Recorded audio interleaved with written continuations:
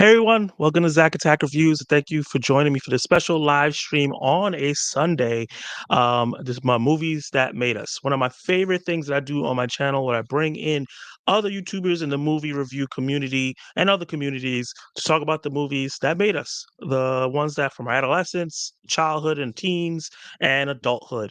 And a time where I get to introduce people that I admire and I network with on YouTube, and you guys can kind of get to know them, their movie taste and everything like that. So the reason why this one is on a Sunday, because my guests I'm interacting with today are all the way from Australia, and the time difference is crazy. So we had to definitely do it at a certain time. But I'm super excited to finally get to work with them. We've been trying to do this for a long, long time. So as they're talking about their movies, if you're in the live stream and in live chat, if you have questions for them, drop them down in the chat and we'll bring them up and they'll answer them as well. And it's going to be a lot of fun. So, introducing them to the stream. Hey guys, Hey, how you guys doing? You good. guys can hear me? Everything's good? Yeah, it's all good. How you guys doing tonight? Real well, thank you. Yeah, it's That's middle of the day on a Monday at the moment. It's just not night for us. yeah. So that's what's so crazy. It's like 10:30 on a Sunday night for you, for me, and it's what you said, middle of the day Monday for Yeah, you. You guys yes, in the yeah, future. yeah, exactly. Just so funny how that works. So, guys, before we get into the movies themselves, hold on, let me say Preston's in here. Hey, Preston, thank you for joining the live stream. Appreciate you. And Nora, sweet, I'm pumped for the stream. Thank you, Nora, and I appreciate you coming into the stream, being pumped for it, and always being awesome. So introduce yourselves, your individual names, what your channel name means. I'm really interested to hear about that and how you guys came up with it, and basically why you started doing YouTube. Well, hello there. I'm Jacob, and we're the Obithorian Alliance from two different perspectives. And this is Luke. Yeah, I'm Luke. So I'm Jacob's support worker. So Jacob started the channel before I came on board, and I helping him grow it and helping him, learn some skills along the way. So you want to explain where the name comes from, Jacob? Well, funnily enough, it was called the Obithorian Alliance because my dog is named Obi and Thor, the Marvel character, and then my mum actually came up with from two different perspectives, from someone on the autism spectrum and someone that hasn't got it. Yeah. Oh, okay. Yeah, and I really, really enjoy you guys and the way y'all did that in terms of being open with that, and also sometimes I've seen you do videos about that particular thing, which is something that you don't see. There's a lot of people on the spectrum that doesn't get representation when it comes to movie reviews, and I really appreciate you guys both doing that and having that representation out there. When it comes to the movie review thing and starting the channel, Luke, you said you came on after, so how long was it before you came on and Jacob was doing it by himself? What do you say, a year maybe? Yes. Yeah, so he had a few other guys helping him work it out, and then we kind of now perfected it and been teaching Jacob how to do the editing. He does all the editing himself now, and just as I said, a chance to get a voice out from someone that's on the autism spectrum, plus also build confidence, learn some skills, and have fun along the way. So it's been really, really good for Jacob. Yeah, thank you. I totally understand that because I hated public speaking before I started doing YouTube, and I had a hard time with it. So this really helped me for these last 2 years to like talk at work when I do my actual job, and when I have to do meetings and stuff like that, I feel more confident because of YouTube, because I'm talking 5 days a week on YouTube. So I definitely understand that and can relate to you guys on that. Have you seen what he said? Good evening, gents. Good evening, man. Thank you for joining the stream. Okay, so the way this is gonna work is, we're gonna go through your adolescence, your teens, and your adulthood, which is right now, and the movies that have, you enjoy the most, and also that has affected your tastes. So adolescence, I believe, should be around like 7 to about 12. So you guys can start, whichever want to go first. We can start with your first movie. I guess my first movie was Land Before Time. Growing up with that, because obviously you grow up liking dinosaurs, and really enjoying that. And what was yours, Luke? Oh, probably the same, just the same typical kiddie movies, but the ones that stand out for me are Christmas movies. I just remember growing up watching Christmas movies, Home Alone, Jingle All the Way, and I still watch those. I reckon I've watched them every year, maybe once or twice at Christmas time now from when I was a kid to 30. So it's still, even though I know that the older I get, they seem worse and more outdated, they just something that'll stick with me for life, I think, watching tacky old Christmas movies, and I don't think they make them as good as they used to. Yeah, man. Land Before Time is a popular one in this series. Yeah. I think every single one of these I've done, someone has said Land Before Time. So, great love for that movie. I love it as well. When I did the one by myself, I was definitely one of my choices as well. I think I watched up to like the fifth one, and then I tapped out after that. I know it's like 12 of them. And in terms of Christmas films, you're right, man. The Christmas Story, Home Alone, they're just real good comfort, feel good films. And it doesn't matter how I guess long it is, like you said, it just you can just slip right back into it. Yeah, they're like both of them such good movies. Like Home Alone, for instance, it's like every kid's dream is to be home alone and have freedom to do whatever they want. It doesn't matter how old you get, you still remember that feeling of being a kid and wanting that. And then for Jingle All the Way, I don't think that many people have seen it. When I bring it up, they haven't seen it before. But it's like, have you seen it? I've seen it once but like a long time ago. Yeah, I just love the idea that, Arnold Schwarzenegger is trying to get a toy. And like nowadays, you don't have to worry, like toys don't sell out. But I remember as a kid lining up and being, oh, yeah, we're sold out. Like Beyblades, for instance, I remember they were a big thing and they always sold out. But, toys, that just doesn't happen anymore. And every time I watch that movie, it just reminds me of a simpler time. Wow, this guy brought up Beyblade. That used to be my thing when I was younger. And yeah, I'm just thinking about that, the whole like rushing to get toys. I remember the last time I had to do that was for the Nintendo Wii. Yeah. Waiting in line in that Toys R Us, and they opened the gate and everyone rushing in trying to get there first. Yeah. Yeah, we don't have to do that anymore, thankfully. Yeah, everything's just online or you pre-order it. So it's just, I know, it just reminds me of my childhood. The only thing I could think of that is like sometimes when you're trying to get like a game system online, it's hard to get. But it's not the same. You don't have to wait on a physical line as long as you used to. You can kind of just go on a queue on your computer. So the kids these days don't understand the struggles that we went through. No. I think the last time I remember seeing people line up for something like that was maybe it was the Xbox One. I remember I pre-ordered mine. So I picked mine up because it came out, because we're a little bit ahead in Australia. I picked up my Xbox One, got on a flight, flew to New York actually, and then I saw people lining up for it, and I'm like, I already got mine. Mine's sitting at home. But it's like, yeah, that was the last time I remember people lining up for things like that. The benefit of you guys being in the future. Yeah. Let's see what they're saying in here. Noran says, Gremlins is a classic for me. Christmas plus horror, sign me up. Home Alone, often rewatch. Yeah. Gremlins is definitely a classic. Yeah, I don't remember the Gremlins. I've seen it, but I can't tell you much about it. You remember it, Jacob? No, I haven't seen it. You haven't seen it? Okay. The Power Rangers were impossible to get. Yes.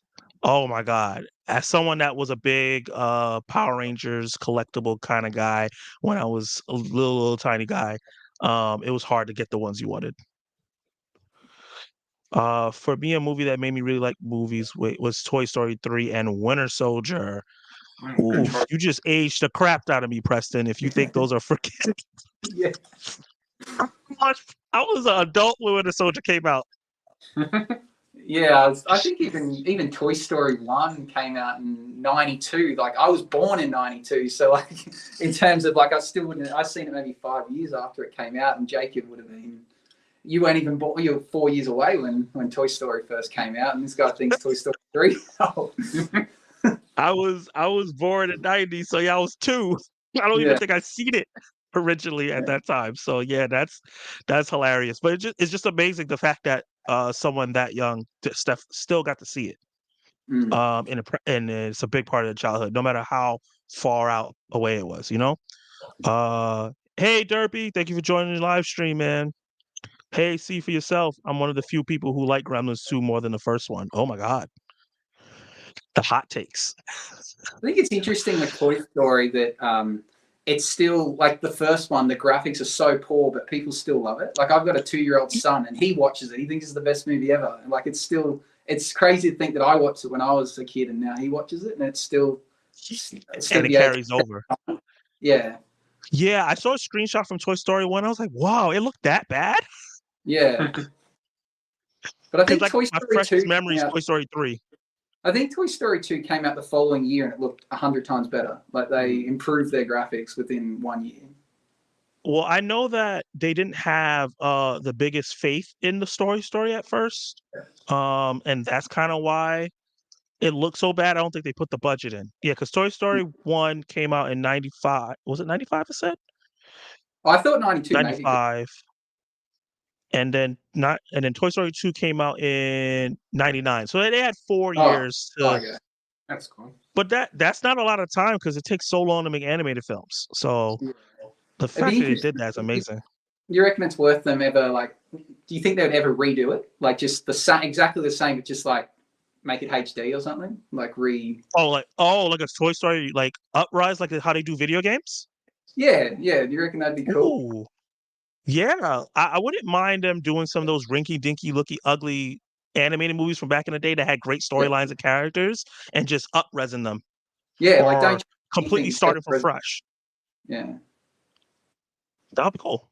Maybe that instead of live action everything. Yeah. I think it would work better for the Disney films if they just did animated remakes. Yeah. He said, "Good Lord, I feel ancient." The movies that made me fall in love with movies all came out the same year: Lion King, Forrest Gump, Speed. Wow, what a trio! Yeah. Uh, Jacob, have you seen any of those movies? I've seen Lion King, Forrest Gump, and Speed. Okay, good. You're not like me who be missing out on classics. Hey, what's up, Zach? Hi, Obithorian Alliance. Hey, Spoiler Kings. Appreciate you being in the chat. Toy Story still holds up. Yep. See, everyone's in agreement. It was revolution when it originally came out. Yep. That's a New York thing. Hey, Clay. So what is your next adolescent movie? So we had Land Before Time, and you talked about some Christmas movies. What else affected you when you were a little Todd? My next one, and this is probably something that a 6-year-old probably shouldn't see. This is We Were Soldiers with Mel Gibson, what is a Vietnam War movie set when American soldiers were first sent into Vietnam, and it's a very gruesome movie. And the story is that my father took me to see it. First war movie that I saw, and that's probably why I like war movies so much. But yeah, interesting story, but yeah, a little bit darker with seeing that sort of movie. Probably not a kids movie. Kids shouldn't see these days. Definitely not at that age. What about that movie made you continue liking war movies though? Seeing it with my dad, seeing Mel Gibson in that movie, and just the heroics that the soldiers had to fight with, I guess. Yeah. Okay. Perfect. And Luke? Oh, I don't have a cool first movie story like Jacob. I reckon the earliest movie I remember seeing, I think it was called like Cats and Dogs or Cats vs. Dogs or something. Yes. I don't think it was the first movie I saw, but it's the oldest one I can remember. I just remember going like my uncle took me or something. It was it's like the cats are like versus dogs. Yeah, oh my god! I just googled it.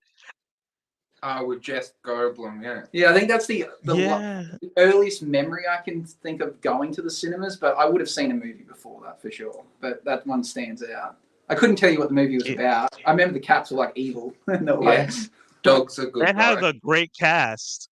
Yeah. Michael Clark Duncan, Tobey Maguire, Alec Baldwin, Susan Sarandon. It's a stupid movie about cats versus dogs. You just unlocked a part of my brain that I forgot was there. Yeah. Yeah, I've probably watched that movie like 70 times. yeah, I remember my uncle. He took me. He was like going on a date with his now wife, and he took me with them. I don't know if it was like to impress her, like I'm going to take my little nephew, and we'll take him to see a kids movie. But I just remember going and seeing that movie with them. But He was like, "Look, I'm good with kids." yeah. But I reckon probably the most influential movie I remember as a kid was probably Batman and Robin, with like Arnold Schwarzenegger as Mr. Freeze in it, and Poison Ivy. Like I watched it recently, and it's so silly, but it's still good. Like I could continue to watch it. Like my son thinks it's so good, and he's 2. So it's something. People hate Batman and Robin and Batman Forever, but I still like those movies. Oh, they're stupid. They are so stupid, but they're still kind of funny. And like, if I didn't see it as a kid, I probably would hate it. But it's got that kid memory to it. Yeah, the nostalgia, and I kind of have that as an adult. I have the understanding that this is not the serious Nolan, Robert Pattinson Batman, Zack Snyder Batman. This is supposed to be more like the Adam West Batman, which was more silly. Yeah, so I admit it's silly, but it was, I don't know, I still like it. I don't think it's a masterpiece, but it's a bit of fun. The Mr. Freeze puns were amazing. Yeah. Let's see what they're saying in the chat. He said great movie. He was talking about the war movie that Jacob was talking about. I saw RoboCop when I was 8. I had no business watching that movie. That is so true. That movie's so violent. Yeah. Did you guys see RoboCop when it first came out? No. Oh, I've seen bits of it, but I couldn't remember it. But I know it's not appropriate for an 8-year-old. Yeah. Hey, Gamma. Thank you for joining the chat. I remember that one. Also love that one. Oh, I missed what she was saying. Hey, what did you love, Gamma? That's my wife. Oh! Hey, Miss Newman. Thank you for joining the live stream. Appreciate you. Yeah, it was good. Leprechaun, Nightmare on Elm Street, It, and Ernest movies all came on UPN night right after Sunday morning cartoons. That is crazy.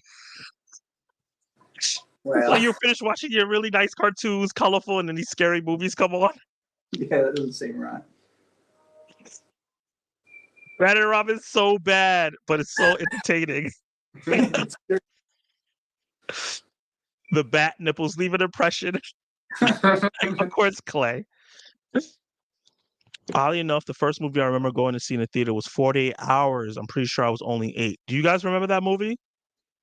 Oh, no, I was thinking it was the one where the guy got his arms stuck in the climbing. That's with James Franco. Is that it? No, 40 Hours is the Eddie Murphy film. Came out and it's before our time. It came out in 88, but I watched it because my mom loves Eddie Murphy. So everything he's in, I've seen.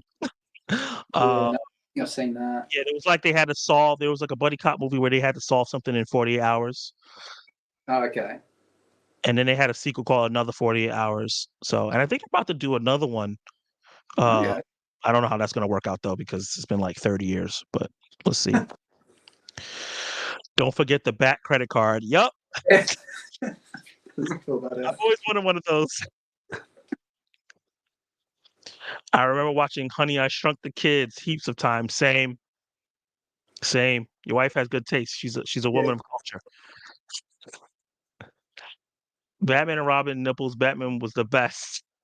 A lot of people like Batman and Robin. Eddie Murphy and Nick Nolte.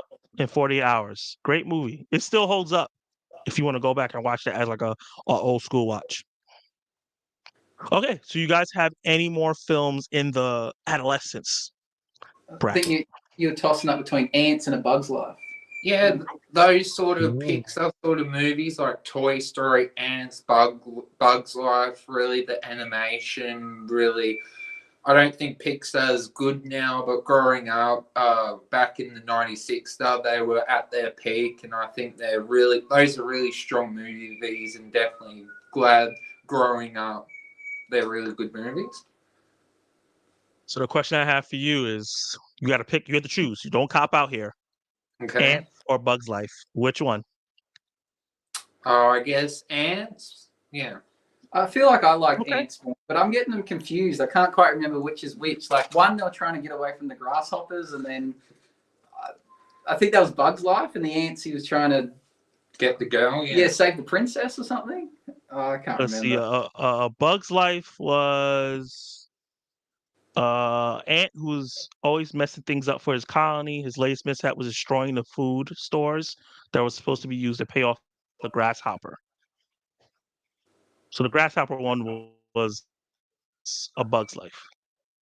Yeah, I think I watched Ants I remember more, but watching both of those. I reckon most people would choose A Bug's Life. I reckon that's more iconic. Yeah, I do think the Bug's Life was the bigger movie, but I do love Ants. That was a great film. I heard you throw a little shot at Pixar in there. What's going on? What's wrong with Pixar now? Oh, I don't think they're making as good movies as they used to. Okay, that's fair. I'm not a huge Pixar like connoisseur. I'm kind of started getting into movies recently, and understanding what movies they made and what movies they didn't make. So I can't comment on the quality. I just know that I saw Soul and I thought Soul was amazing. And recently I saw Elemental and I really liked that movie a lot. But other than that, I don't know. Yeah, I like their animation. I just think their storylines are a bit strange. You know, like Elemental was, I don't know, I didn't love it, but it visually looked awesome. But That's I fair. don't know. Yeah, it was okay, but yeah, maybe. I don't mind Pixar. They're all fine. Pixar, Disney, they all seem the same to me. Animated movies. Let's see. I've never seen either. Gotta watch those, man. The Eddie Murphy good stuff back then was so good. A lot of Eddie Murphy movies still hold up. Beverly Hills Cop 1, 2, Metro, The Golden Child, and of course classics Coming to America and Trading Places. All classic, great films. Metro is so underrated. Chicken Little. Oh my God. Yeah. Opening up my brain again. Boomerang is one of my favorite Eddie Murphy movies. Boomerang was great too. Hey Luke, thank you for joining the stream. Soul's amazing. Had no idea Joe was voiced by Jamie Foxx until recently. Yeah, he did a fantastic job voicing Joe. It didn't even sound like him. That was a great movie. Okay. No, not yet. No, yeah, you definitely. I skipped it, and then I did my Throwback Thursdays, as you know I do on my channel, and it won like by a landslide, and I watched it and I cried. Yeah, I thought it was great. Yeah.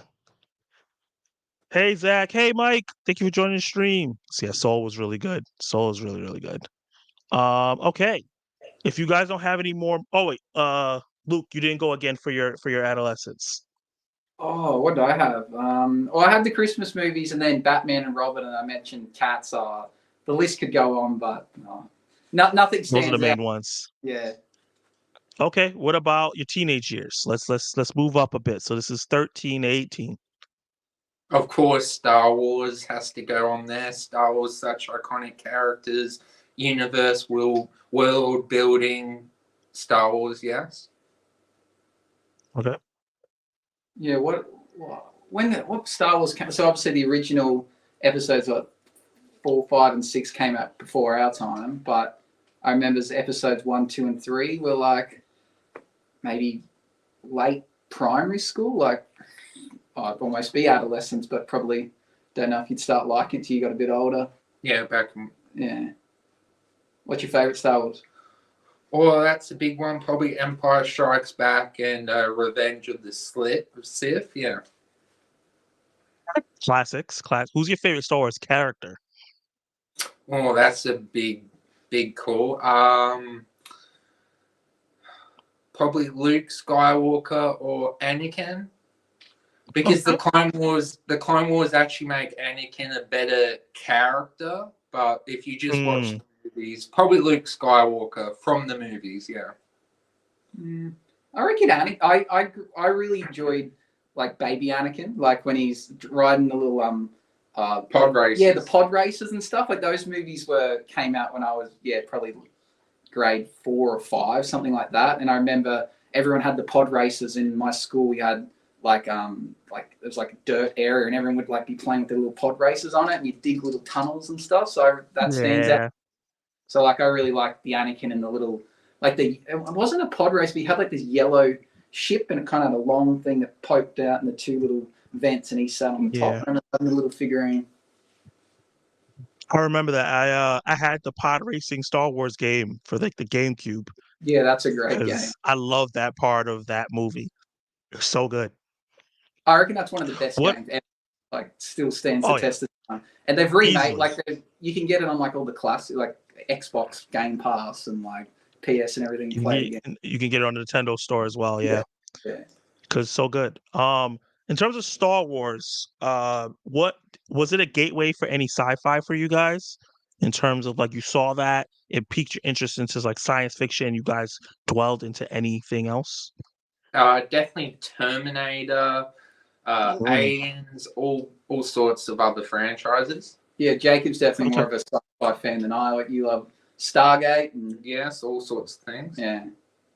Battlestar Galactica, was that your thing too? Yeah, I watched a little bit of that, but haven't quite finished it. Okay. Were you against? Because I know a lot of Star Wars fans are against Star Trek because it was like a division there. Um, did you watch Star Trek, or was that like nah? Because I'm a Star Wars guy. No, I watch everything. I watched all the Star Trek movies and I watched Star Trek Discovery, but I haven't watched like Star Trek Next Generation or any of the original shows. But I prefer Star Wars, but I think I can see why people like Star Trek. Okay. Yeah, I've never Yeah. seen any Star Trek. Not divided, I just haven't seen it. Yeah, because you said sci-fi is not really your thing, right?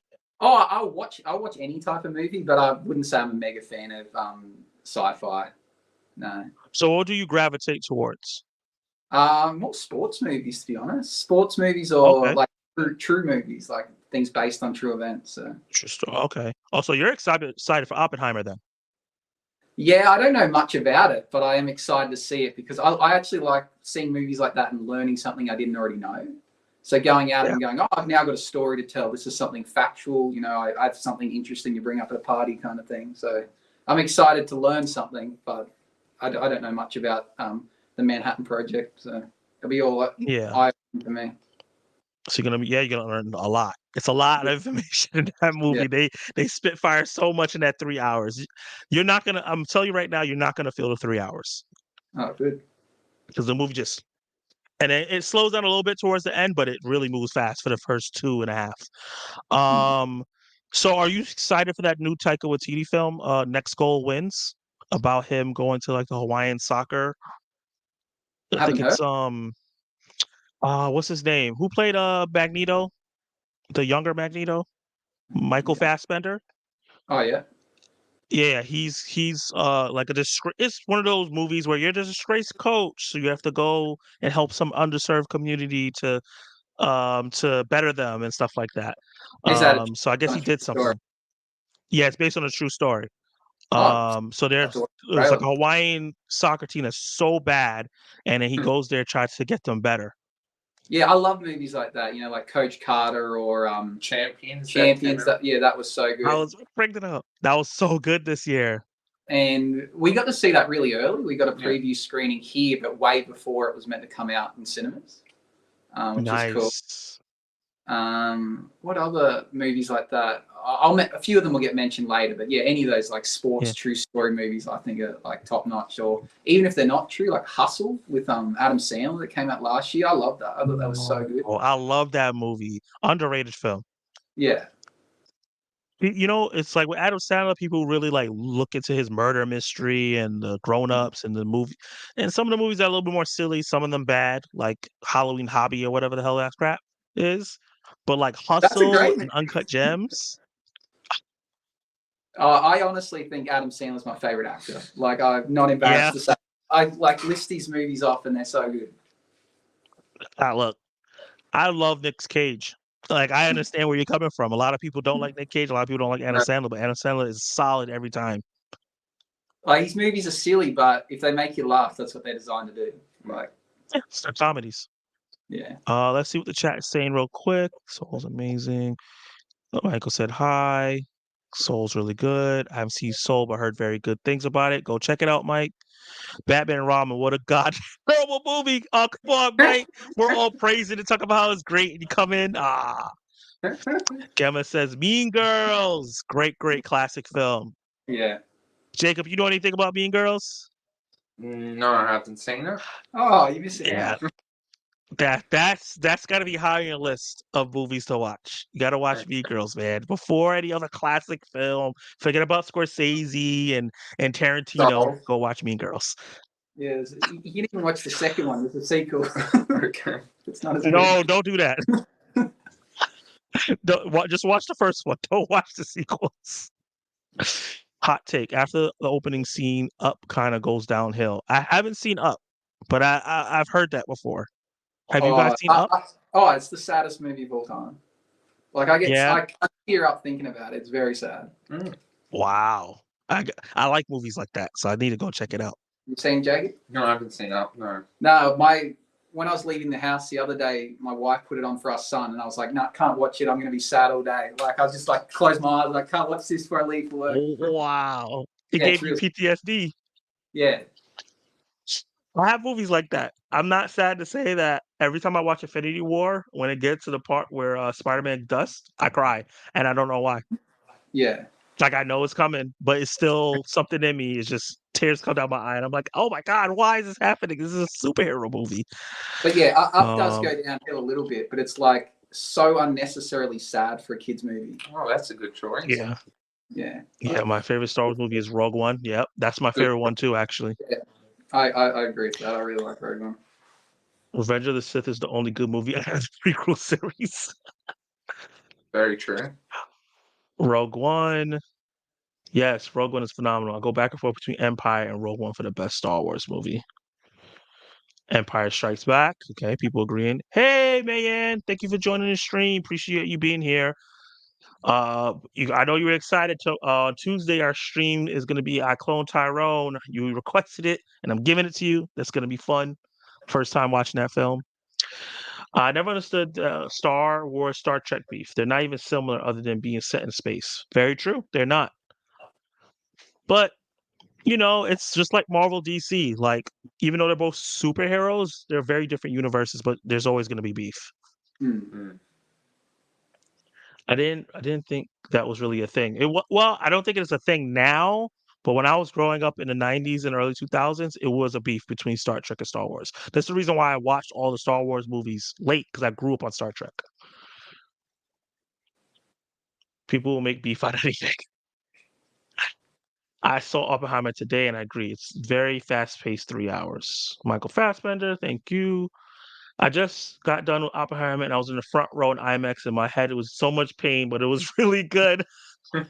Yeah, everyone's complaining about that front row Oppenheimer. Do not do that to yourself, Luke. No, I booked right at the back. So Okay, good. Because it's not shot digital, it's on actual film. So people have said that when you get up close, it looks weird. okay. And also some people have said that I guess like some of the workers may have dropped the copy that they had, because since it's on film, there's dirt on the screen, not on the picture itself. And I'm just like, this is crazy. I wonder why they do that. Like, is it just to be creative, just a point of difference? Like, it seems that's just Nolan. He does that's him. He wants to keep it's like things. It's like the Snyder cut of Justice League set in like not widescreen. It's like yeah. Like he explained why he did it, but I get why people don't like it. Oppenheimer is the only big movie this summer I don't think I'll see this summer. Oh wow, why? Interesting. Well, I understand some people don't want to watch a 3-hour biopic. Yeah, and I guess a movie about bombing people is probably not everyone's taste. Yeah, it's true. Hustle was so great. Yep. No interest in Oppa Stoppa. That's a funny name for that movie. I love Hubie Halloween. Yeah, Not bad. Hey, look, it's okay. Just because it's not for me, it can be for you. Oh my god, I had to turn Hubie off. So fantastic. That's so funny. How is so many different things going on? I can't see myself sitting for a 3 hour of a history lesson I don't care anything about. That's fair. Fair enough. But I want to say it plays more like a epic than a history lesson. It's not like you're reading a history book or anything like that. Mean Girls is a classic. Yes, it is. I love Christopher Nolan, but I'll catch this one on streaming. That's fine. You can take breaks, get something to drink. I'm so excited for the Clone Tyrone. Yeah, man. That's what I'm hearing is great. Clone Tyrone was great. I keep my mouth closed. No spoilers. Thank you. Thank you very much. Do not spoil the movie. Nice. Have you guys watched the only Ivan? No. Have you guys seen that movie before? No. No? No, Yeah, that's the first time I've heard of it. What is it about, Preston? Luke and I always clash about Adam Sandler movies. He made me watch every Halloween. no, it's the Halloween tradition now. Christmas movies at Christmas and Halloween at Halloween. See Halloween or Halloween. Why are you doing this? There's so many Halloween movies. Why that one? No, it's just good. It's really good. Maybe I have to give it another chance. Maybe I just have to give it another chance. Are you guys excited for Haunted Mansion? Yeah, it looks good Yeah. from the trailers. Yeah, we did. Does that come out this week? Don't know. I haven't heard anything about it. It comes out. Oh yeah, that's coming out this Friday. That's probably gonna bomb. Yeah. There's so much stuff going on right now for that people to go watch a horror Disney film in July. Is it But like yeah. So let's. Murphy in it? Is it related to the Haunted Mansion films with Eddie Murphy? Like, it's a remake. oh, okay. It's either a remake or like a sequel, but like rebooted or something like that. A soft reboot that they like to do now. Okay, so let's get back into it. We'll get back to the chat after. More of your teen movies. Star Trek, Star Wars. Yeah, Lord of the Rings. Yes, my next one is Lord of the Rings, as well as the characters, the story. The Hobbits weren't as good as the originals, but the Lord of the Rings are probably the best storytelling in movies that I can think of. Definitely the longest. I think that's the main complaint with what people say. Oh, I don't want to watch Lord of the Rings because of how long they all go for. But besides that, I can't really think of anything else. I think Lord of the Rings is amazing. Sam is definitely, I think, the best character. He definitely, in my opinion, is definitely the main hero for Frodo, and I think that it's just a great franchise. Yeah. I just watched the first Lord of the Rings this year, and I'm glad that I finally got to it because it was such a great experience. Yeah, good films. I don't love them as much as Jacob. I like them, but I've seen them all once. I've never rewatched them. I watched them when they first came out in cinemas, each one, but I've never rewatched them. But probably should. It's a hard rewatch because it's like 4 hours. Oh, my light went out. Hold on, guys. Can't be in darkness. Talk about your favorite Lord of the Rings character more. Sam.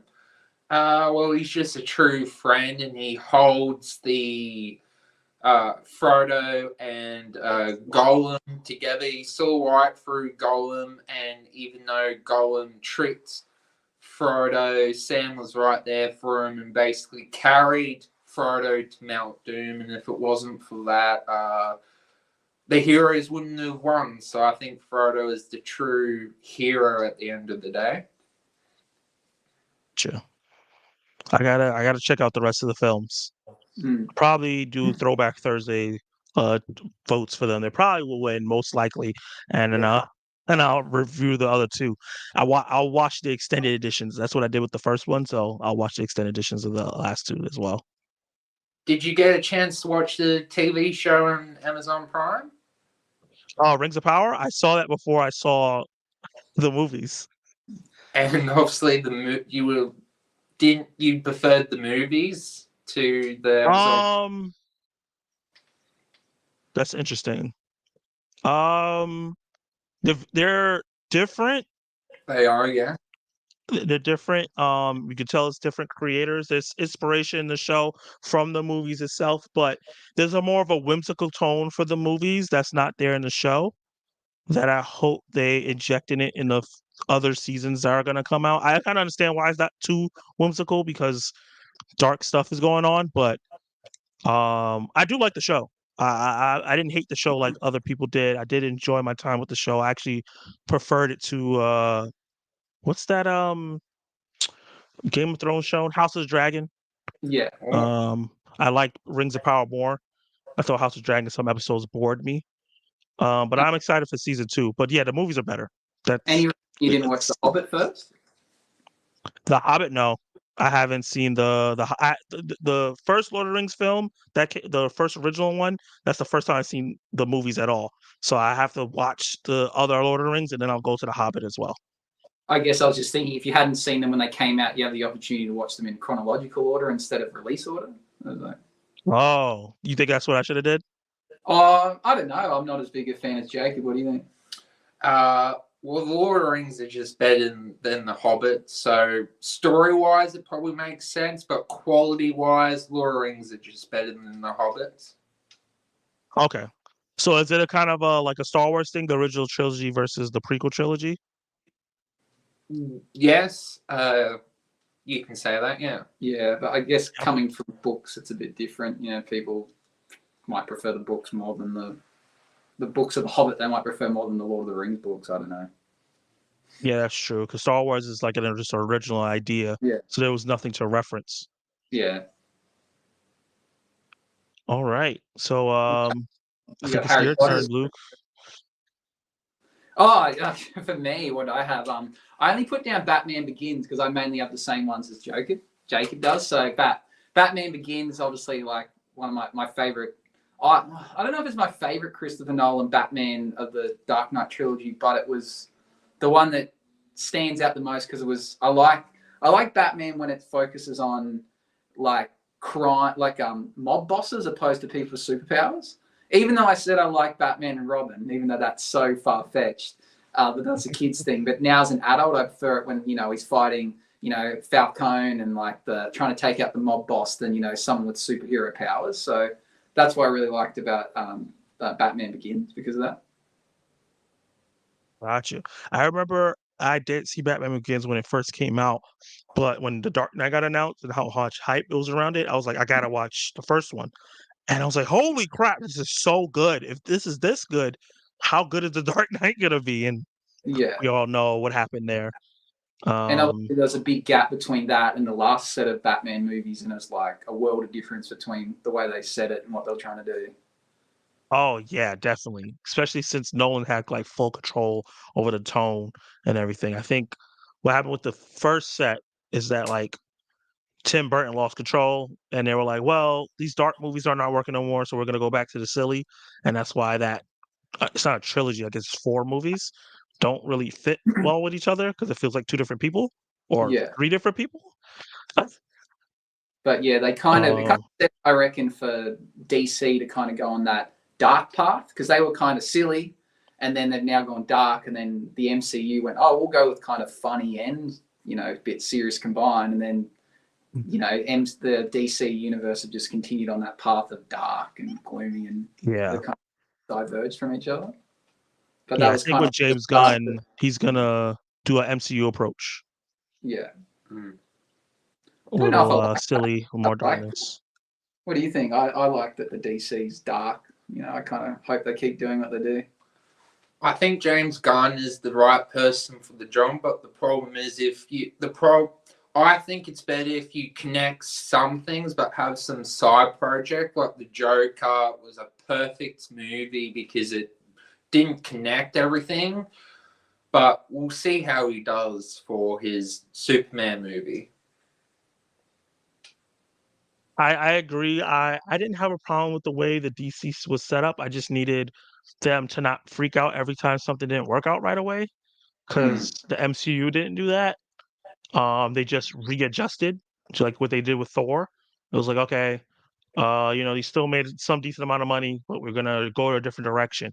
They just hit reset buttons at DC, and I really like the Snyderverse. I was a big Snyderverse fan, and I liked the take he was on the characters, but then they just pivoted and did a whole bunch of other stuff. But I also like that we had the Arrowverse on TV, and then we also had the Harley Quinn show, and then we also had like Doom Patrol, and it didn't all have to be connected, so we got these unique stories. So I'm scared because James Gunn is talking about he's going to connect movies, shows, animated, and video games, and I'm like, Mm. that's a lot. Yeah, I don't mind that they're separate. I think we're now used to this idea of multiverses and accept that, like the Pattinson's not a replacement for Christian Bale. They're just like different Batmans from different universes, and it's like that's cool. We're used to that now. Like redo it. I don't care. Right? Yeah, and that's fine. And if you ever do like a Crisis on Infinite Earths movie, they all can meet each other or something, and we can have Yeah. fun with that. It doesn't. Um, we'll see. I understand. I understand the business sense of why you want everything connected because when there's momentum, people will go see each movie because it's like, okay, it's connected to the next thing. I need to know why.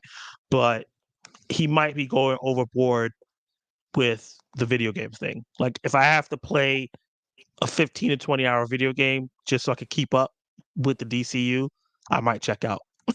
Yeah, but the good Arkham games were silly. Like that's what made them good. And then like you can't tie them in. Like they were closely tied to maybe the Gotham series. Like that was the closest thing I could find where they're like storylines kind of matched and they're like the backstories they gave for each villain. But I don't know how they're going to tie it to movies. Yeah, and a show, and it's a lot, but we'll see how it works out. I was with him until he said video games. And I was like, "Oh, that's old." What did you think of Flash? I actually thought it was. I think it's a great movie that's marred by bad creative choices in terms of like CGI and VFX. I'm gonna say it's a creative choice because that's what the director said. I think he made a bad choice with the claymation looking VFX for the cameos. And some of the VFX choices when Flash is doing his powers. But I think Ezra did a great job despite everything that's going on with them. Michael Keaton was awesome. Sasha Calle was awesome. Um, Zod was underused, but the story itself was just really, really good. Yeah, I loved it. I've only heard bad things, but Jacob and I both rated it really highly. I thought it was fun. It wasn't long. Like for a movie I wasn't excited about, I left liking. The Flash is a character I've not resonated with, and afterwards I'm like, this is pretty damn cool. I like the Flash now. Yeah. I noticed length is a big thing for you. Yeah. Yeah, I hear in your reviews, you're like, oh, it wasn't long. This is great.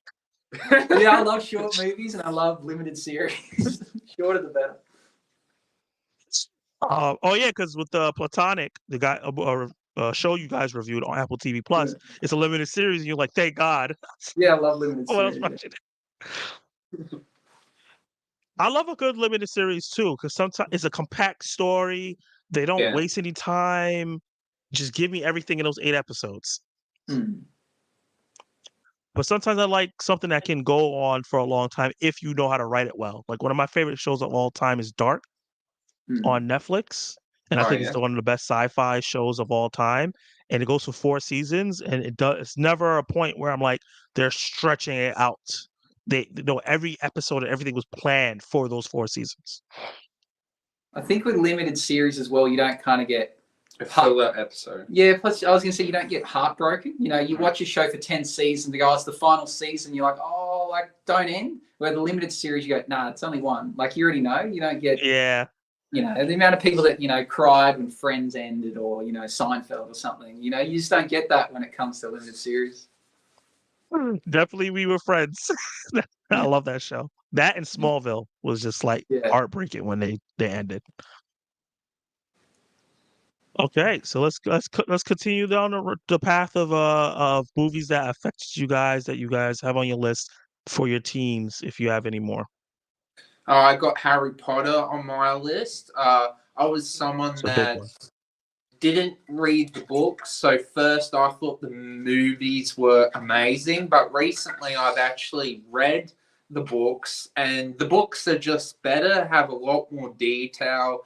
I feel like reading the books, I've learned so much more from reading the books compared to the movies, but I'm still more of a visual person that's why I prefer movies, but recently reading the books, I can see why people say books are better than movies, but I still appreciate the movies, and they also, funnily enough, they're actually remaking Harry Potter and doing one season of each year that Harry's in books. So we're going to get 7 seasons of Harry Potter.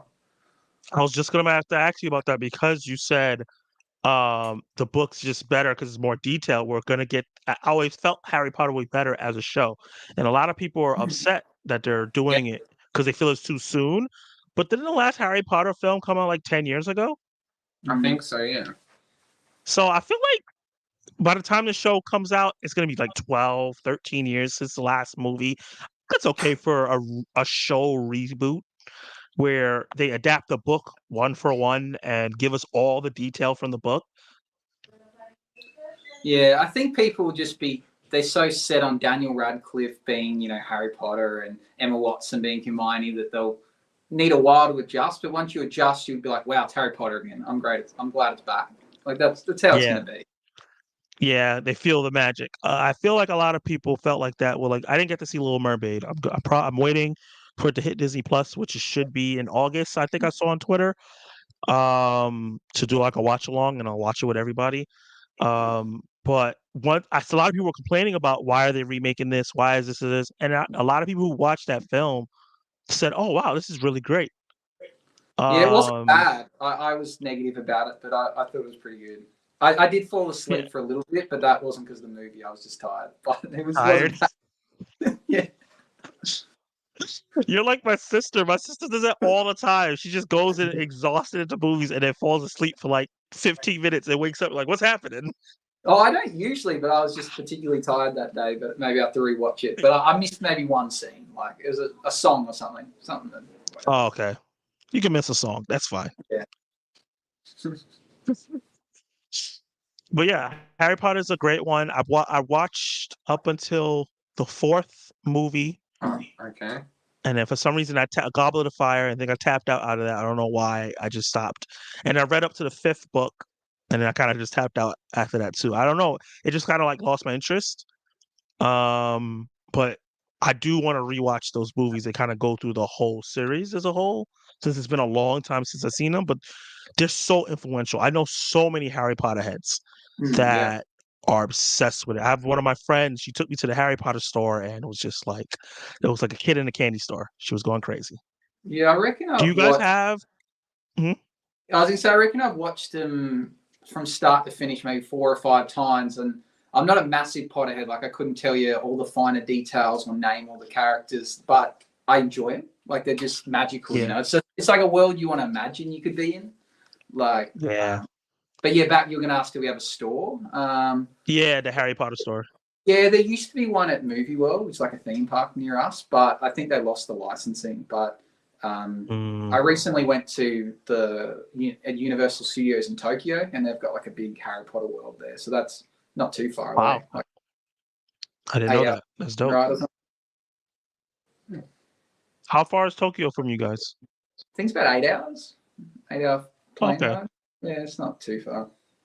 It's not too crazy. Nah. I actually don't know how far it is from me. I'm pretty sure it's pretty far though. Oh yeah, probably 20 hours or something. Yeah. I can watch a couple movies in that time. Probably watch a bunch of Harry Potter movies in Yeah, you watch the whole thing. Yeah. How many times do you reckon you watched them? At least once over, but what I've been doing since I've been reading the books, I've been re-watching the movies to kind of go, oh, that wasn't in the movie, it's been in the book, and kind of, I guess, see the difference between the 2 editions. Yeah. Do you think the things that you're like, oh, that's not in the movie, do you think like they should have put that in the movie or they didn't have time? Some things, yes, I think were very necessary, but some things were like, I can see why they didn't do that. Okay, that makes sense. Let's see what the comments are talking about before we get to your adulthood, which I'm very interested to hear about. Whew, a lot of comments. You guys brought in a lot of people. I love the Clone Tyrone. I'll be there for the watch along. Nice. Haunted Mansion looks like a fun time at the movies. Something hasn't grabbed me about the trailers. Like I've seen the trailers on YouTube. I saw them twice in the theaters, and just it hasn't grabbed me. I don't know why. Yes, it does go. Yes, it does. I'll go see that because of Rosario Dawson and Danny DeVito. Oh, Haunted Mansion. It's a great time. There was they clone Tyrone. A lot of people talking about they clone Tyrone. I'm excited for that.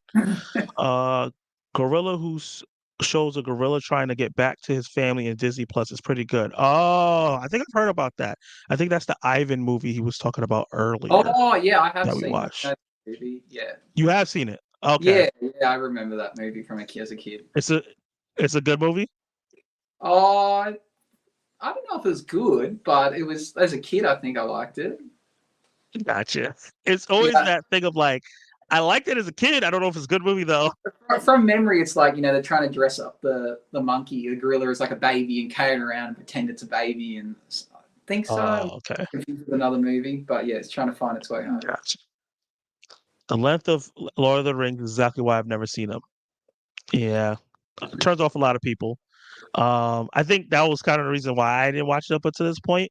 But like, I watched Zack Snyder's Justice League so many times, I have no excuse. Worth it That though. movie's so long. Well, I watched the theatrical cut of the first one, but never anything past that. I think the extended cuts are what you need to watch. I don't. After watching the extended cut of the first one, I'm like, I don't know what you can cut out to make that movie make sense.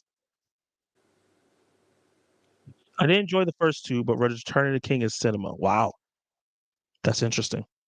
Mm. You thought darkness was your ally. I guess they're talking about Bane from Dark Knight Rises. Hey, Kal-El, thank you for joining the chat, man. My Batman hot take is Christian Bale was just okay Batman in absolutely great Batman movies. I also agree with that hot take. I guess the movies were so good. I guess probably not anyone, but it wouldn't have mattered who you subbed in. Like there could have been 10 other actors that would have made the movie just as good. Yeah. And it's like I love Christian Bale. I think he's one of the best actors in the world, but I just don't think he was a great Batman. Yeah. And that voice, the thing, I don't know what he was thinking when he did that. I didn't like Batman Begins when it first came out. I like it a lot more now. Reducing Scarecrow to having a burlap sack on his head was driving me crazy. Yeah, you gotta understand Nolan was going as grounded as possible. So that's why that was like that. Connecting the video games is a thing that concerns me. Yeah. They're dreaming big, but I have no faith in DC. I understand. They've been very inconsistent. I'm kind of worried about Blue Beetle box office. Yeah, that's gonna bomb, guys. What do you guys think about that Blue Beetle? I saw the trailer the other day. Have you seen it? I've seen the trailer. Looks okay. I'm kind of excited because of the main actor being from the Cobra Kai. But yeah. And I listened to a podcast, Movie Mike's reviews, and he's really hyped about it because he's Hispanic and he's excited to see a Hispanic like superhero on the big screen. But other than that, I've heard no one else talking about it. Yeah, I'm like I actually like Blue Beetle. I'm a fan of the character, all three versions of it. But I just think this is not the right time to drop him because he's like, in terms of scale, it's like Ant-Man, And the reason why Ant-Man works is because you drop so many hits right before, so people will go watch Ant-Man because it's an MCU film. Yeah. But since the DCU is like going this way to do like an Ant-Man level film while things are going downhill, it's not a. I think people will give it a miss. I don't think it's going to be popular. Yeah, it's probably going to be popular in streaming. Blue Beetle looks great, but Yeah, I feel the same way, Preston. Yeah, Blue Beetle will be DOA in the theater, but I think it will be an okay movie. Yeah, I don't believe that the Flash CGI was on purpose for a second. I enjoyed the Flash, by the way, but the CGI, yeah, I know. Hey, the Matt Film Show. Thank you for joining the stream. How do you guys think Blue Beetle and Aquaman will do? I don't think they'll be good. Are you mean good in terms of quality of the film or the box office? Because that's two very different things. For me, quality, I think both will be quality films. I think in terms of box office, they're not going to do well at all. What do you guys think? We both love the original Aquaman. I get annoyed when I see Me too. people not rate it highly. I think it's so good. Like it's it has a environmental message in it. And I just think it's great. I think it's a fantastic film, but I don't hear too much about it. You like it, don't you, Jackie? Yeah, I agree with Luke. The first Aquaman was really good. Haven't heard good things about the second one, but I'm always optimistic and always open-minded to see it. Blue Beetle, I don't really know that much about the superhero, but I'll see it, and what will be, and yeah. Yeah, I've just heard people say they've walked out of Aquaman, and I don't know if they're boycotting it because of the Amber Heard thing. I don't know, but I'm excited for it. I think the Amber Heard thing is why people are overdoing it with the bad press for the second one. But the first one made $1 billion, so there's a lot of people that like it. It's just they're not the loud people on the internet. Yeah. I think that's the problem. It's like the people who are being loud on the internet are the ones that didn't like it. But yeah, I think that creatively they'll be good. Just the box office, not so much. The Flash was so bad to me. It's the most rushed movie that took 2 years to make. Okay. Rushed. I kind of see a point where you could feel it's rushed a little bit. But I still do, and it's way more than 2 years to make. That movie was announced when the Flash show was announced. Like the first season of Flash show came out, and that movie was announced, and the Flash show ended 9 years later, and the movie finally came out. So it's been under development for a long time. DC hasn't been doing good lately. Look at Shazam. How do you guys like Fury of the Gods? I actually like that movie a lot. I enjoyed it. I thought it was pretty funny. Obviously not as good as the first one, but I enjoyed it. Yeah, my only criticism I think was the unicorns and the weird creatures. I think you removed that. It was a fantastic movie. You're not down for mythical creatures? It didn't need to be there. I think it didn't add anything to it, and I just thought it was good otherwise. So, but Gotcha. I like Shazam as a character. I think he's funny, really funny. Me too. Yeah, he's almost like a non-swearing Deadpool. Yeah. I think Aquaman will do the best of all the DCU movies this year. People will go see Jason Momoa, but I don't think Amber Heard will slow it down. But I don't think Amber Heard will slow down some of that money. I feel like some people are gonna forget about the Amber Heard thing by the time this movie comes out, because it comes out December, and people don't really talk about her anymore. Yeah, it doesn't. I don't see why it bothers people. Like the same with obviously the main character from The Flash. Like I don't agree with what he did, but it doesn't take away from is the movie going to be good or not. Like so yeah, same with Amber Heard. Who cares what she does in her personal life? If the movie's good, it's a good movie. Yeah. I actually like Shazam too. I like the first one as well, but to be honest, Shazam is a character that's impossible to do marketing for. I honestly think it's too goofy a concept to sell. That's interesting. I think you can sell Shazam if you really sit down on the point of the fact that he's a little kid that is inspired by Superman and he's getting to live his dream.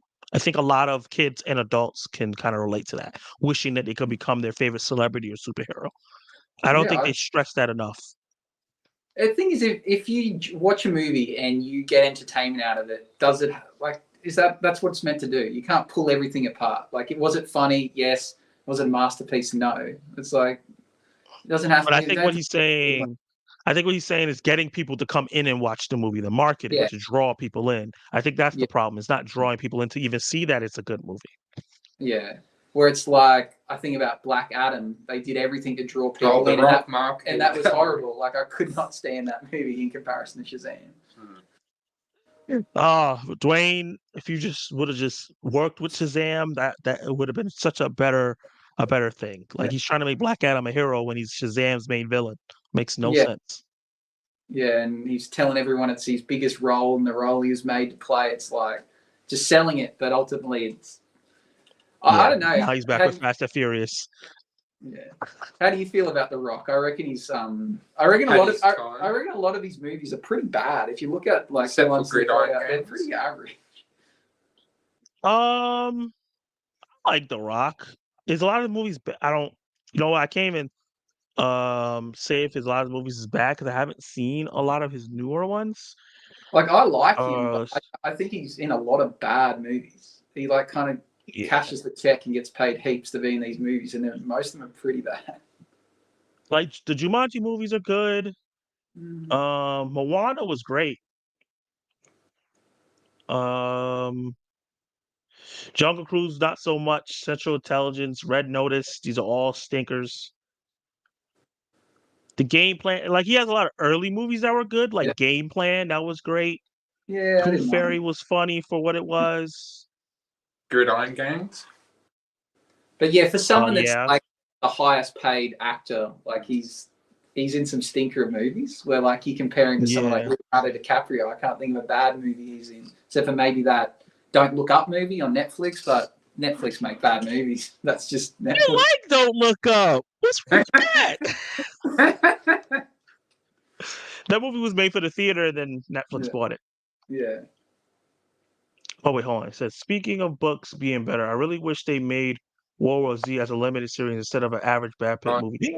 You guys are just attacking me today. First, you're talking about, what was the movie you just dissed? Don't Look Up, which I liked a lot. And then now he's attacking World War Z, what I liked a lot. Like, I love zombie films, and that was a great zombie film. That's good. I know it's not like the book at all, but I didn't read the book, so I don't care. Yeah. I do think I do think Amber Heard will slow down the money. We'll see. I don't think she is. I think people are gonna forget by December.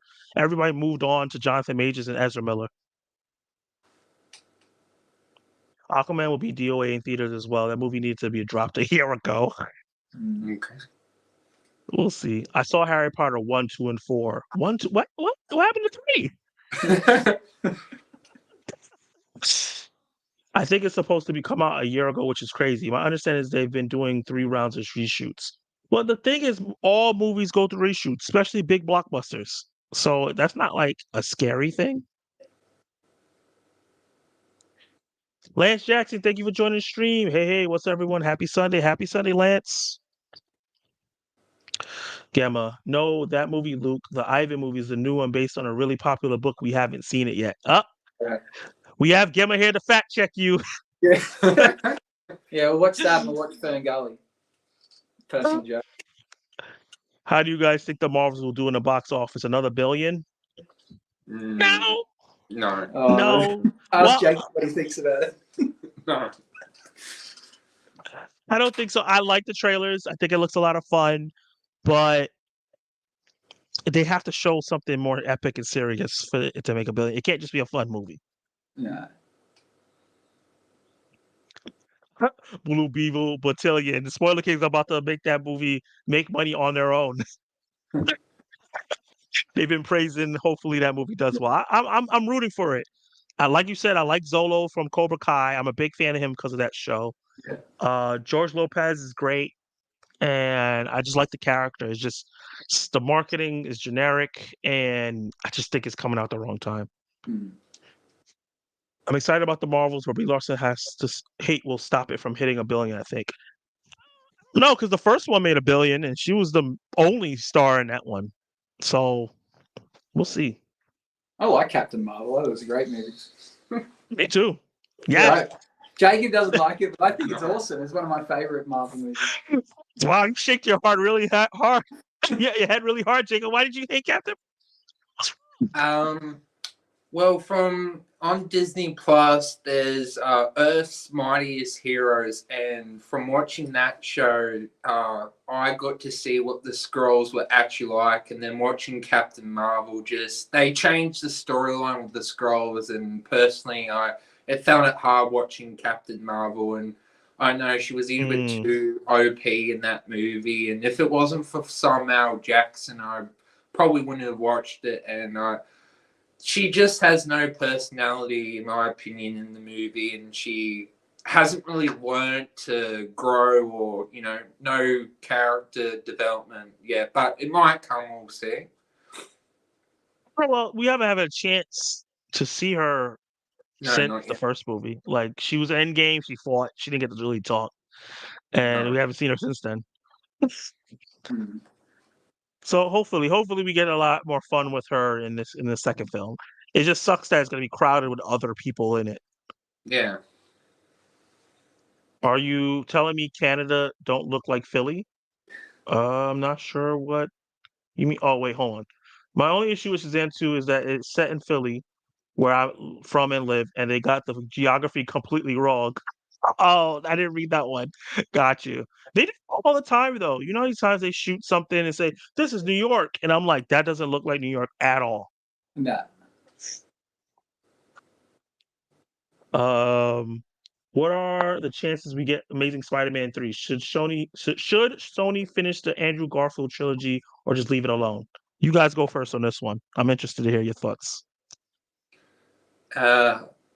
Amazing Spider-Man is probably not as good as the other Spider-Mans, but I think Amazing Spider-Man 3 should happen because Andrew Garfield did an amazing job in No Way Home, and I think it would be worth finishing off his trilogy because I watched a YouTube video, and his theory is that his Spider-Man has actually been killing people, so that would be an interesting movie to do, to see Spider-Man being, killing people and stuff like that. So that would be an interesting third movie to do. Yeah, that Yeah. would. Yeah, they hinted towards that in No Way Home. Him saying Yeah. he wasn't pulling his punches. Yeah, I'd be So happy to see him make more. Like I was against, like I grew up on the Tobey Maguire ones, and then when they started remaking them, I was like, oh, it's a bit silly. And then we got the Tom Holland, and he like just killed it. Like I think he does such a good job. And now after yeah, seeing, Enter the Spider-Verse and Across the Spider-Verse and all these crossovers, it's like let's just make more Spider-Man. Like they're all good. Like it's fine, just keep making them. you went from like no to give me more. Yeah. So I'd be happy to see more for sure. We're getting more. We're gonna get a Silk show. We're gonna get a Spider-Man Noir show. They're supposed to be doing something with the Spider Ham. So they're gonna do more singular stuff from the different universes. So that'll be cool. Yeah. And if they do Spider-Man 3 with Andrew Garfield, just make him the Spider-Man for all these Spider-Man villains that we're doing, like Venom, Morbius, and now Craven. Just make him the Spider-Man, so we can leave Tom Holland out of it. Yeah, for sure. And then if you want to kill off any like bad characters, like Morbius or something, you don't have to. It's like boxed into his world. Exactly. Tom Holland doesn't have to kill anybody. Yeah. Andrew Garfield is already killing people in his universe, so it would work. Not at all. There's no suburban high school 3 blocks from City Hall. The underrated Dwayne Johnson movie is Faster. Yeah. I was just about to bring that up. Faster is a great movie. And Pain and Gain. I don't know if you guys seen that movie, but I love that movie. Yeah, Mark Wahlberg's like probably my second favorite actor. So anything with Mark Wahlberg. He's so funny. They're all funny in that film. Yeah. Faster was really good. If you read the book when you hate the movie, World War Z is the greatest zombie movie ever. If you read the book, then you would hate the movie. World War Z is the greatest. I don't know about the greatest zombie movie ever, but it's a really great zombie film. Both third Harry Potter movie is regarded as the best. Oh, the third Harry Potter movie is regarded as the best. Oh, Jacob, do you agree with that take? I always enjoyed it because of the time element, but after reading the book, I still enjoy it the most, but I don't enjoy it as much as I used to because they left out some important information. Yeah. Oh man, the book is starting to ruin the movies for you. Not as much, but I feel like I'm getting a different experience from reading the books. What's always good because I think it's important reading books. Yeah, of course. I don't read, but I should. I'm just too busy watching TV shows and movies all the time. That's all right. Zach, see you Tuesday. Gotta go to bed. Thank you for joining the stream, man. I will see you Tuesday. Good night, everyone. Good night. Anthony, hey, Anthony. Thank you for joining the stream. Captain Marvel had no personality because the clan she was a part of didn't allow emotion. Yeah, that was the whole point of the movie, that she couldn't show emotion or anything because they were holding her back because you're not human. Earth Mightiest Heroes is fire animated series that everyone should check out. I love that show. I actually put the first episode on and watched it. Yeah? Yeah, it was pretty good. I don't know if it's a really good show. But it was good. I was kind of sad that they replaced it with Avengers Assemble show. Because it's not that show's not bad, it's just not as good as Earth Mightiest Heroes. Sony should probably finish the Garfield trilogy with a new creative team. A lot of people love Garfield Spider-Man. Yep. To me, he is the best Spider-Man. Like, he plays Spider-Man the best. And I think that Toby is the best Peter Parker. And then and Tom is like somewhere in between, where he's like really good Spider-Man, he's really good Peter Parker, but he's not the best at either of them. So that's why people love him so much. Yeah, I reckon that Andrew Garfield kind of, to me, seems the most closest to the games that came out recently. And then I also think he kind of resembles the Peter Parker in the Enter the Spider-Verse. You like the mentor of Miles Morales kind of thing. Peter J. Parker or whatever. Yeah. Yeah. He also resembles the 90s cartoon one. Did you ever see that? Spider-Man the animated series? Maybe. It's a long time ago. Yeah, he kind of resembles that version of the character as well. Yeah. I enjoyed all Spider-Man movies. Me too. I don't think they put out a bad movie. I think Spider-Man 3 and Amazing Spider-Man 2 have too much going on, but they're not bad to me. It's not like Green Lantern or the Wolverine or those kind of movies. I enjoy them all except Spider-Man 3 and Amazing Spider-Man 2. Other than that, Spider-Man movies were winning record with me. Andrew Garfield is an excellent actor, and I hope he completes the trilogy. The ending of Amazing Spider-Man 2 involving Gwen Stacy has one of the most emotional moments in any Spider-Man film. Super agree. I think a lot of people can say, even if they don't like that film, was affected by the Gwen Stacy death. Hold on. I really hope they kill off the Spider-Man villain movies. They're really bad, including Venom. Oh no, God. I don't know. There's a lot of people that love. How do you guys feel about these movies? Because there's a lot of people that talk to me that love these movies. Oh, surely not Morbius. No one liked Morbius. Yeah, no. We were so pumped to see that. It was so disappointing. Really? I saw the trailers and I was like, this looks like it's going to be bad. Oh, I thought it looked good. You liked the trailer, didn't you? Yeah, I liked the look of the trailer and then was disappointed when the movie was finished. I'm gonna try and figure out how to watch it. I'm gonna watch it. It's just I heard so many people say that they fall asleep watching it, and I'm just like, oh God. Oh, I think it's got a really cool premise, but it just gets ruined. Like, I don't know how, but just everything about it's bad. But the idea of Morbius is cool. Yeah. And the CGI is really odd. The way they jump and fly, it looks so bad. Yeah, I've seen some clips, and I'm like, whoa, that does not look finished. Yeah. It says, book-wise, I like the 6th best. Do you agree, Jacob? Do you like the 6th book the best? I'm up to the Goblet of Fire. Is that the 5th? That's the 4th book. That's the 4th one. Yeah, that's one of my favorite ones too, the Goblet of Fire. I don't have a favorite. I like them all the same. Maybe the first one, just because it's the first. Like, if I had to pick one. Yeah. What do you guys think about the multiverse in the MCU? I'm not a big fan. I think the multiverse is so confusing and tired of see the fan service. I think the multiverse saga has been ruining the MCU. Interesting. You guys go answer this first. I'm interested to hear what you guys saying.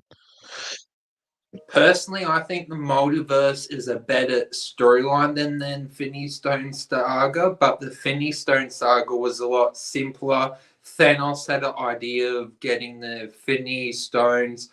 It was a lot more simpler, but unfortunately, Marvel haven't executed the multiverse saga, so that's why they're kind of in a very unfamiliar. They're not executing it properly, so I think the multiverse is better, but the Infinity Stone saga is written better. So yeah. Okay. Yeah, the multiverse, it's confusing. Like it really is, and like, but I still enjoy each movie as they are. But yeah, it's confusing. You got to really think about it, and then the MCU is kind of making with each film their previous villains not mean anything. You know, like we watch all these movies, this saga about Thanos, and then we see Loki, and it's like, oh, Infinity Stones, we got heaps of these. They open the drawer, and they're like it's like, well, you've just made the whole Thanos thing not seem important, and then they create the Eternals, and then have celestial beings, and it's like I don't even know who they should fear the most. Like each villain kind of gets made out like, oh, that was no big deal. It's another guy way worse than him, or you're just one small grain of salt in a big, beach full of sand kind of thing. Like it's just everything just gets smaller and smaller. It's confusing. They're good though. Yeah, I can see that. For me personally, I have enjoyed the multiverse saga so far. Yeah, it's good so far. Yeah. I think it's pretty good so far. I think it's phase 4 is one of the better phases that we've had. I definitely think it's better than phase 1 and 2. Probably not better than phase 3, but that had Endgame and Infinity War in it. That's not fair. And Black Panther. And so like it's too much in phase 3. But I think phase 4 is the second best phase. I gotta see what's going on with phase 5 because it has not started off good. Uh, with Ant-Man. But I enjoyed the multiverse stuff. I think I don't even think we haven't gotten that many multiverse stuff though. We got Loki, No Way Home, and Multiverse of Madness. Everything else has been in one single universe. WandaVision, not multiverse. Falcon the Winter Soldier, regular. Hawkeye, regular. She-Hulk, regular. Miss Marvel, regular. Shang-Chi, regular. Even Eternals, regular. So I don't think they've done as much with the multiverse yet that I thought they were going to do. So I'm really excited to see where these future movies lead to. I heard a theory that every movie and every show we're seeing is actually in a different universe, and that's Yeah. why they don't reference each other. Like the side, no one's talking about the big hand in the ocean from the Eternals, but then She-Hulk referenced it, so I don't think that's actually happening. Yeah. So I don't know.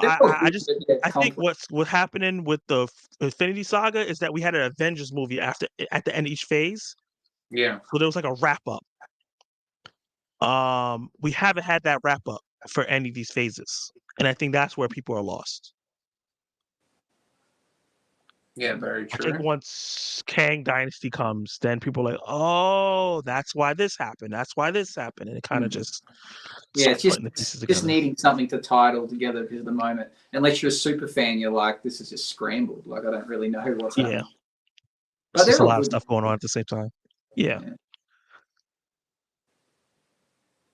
Both Venom movies and Morbius were Garpedo.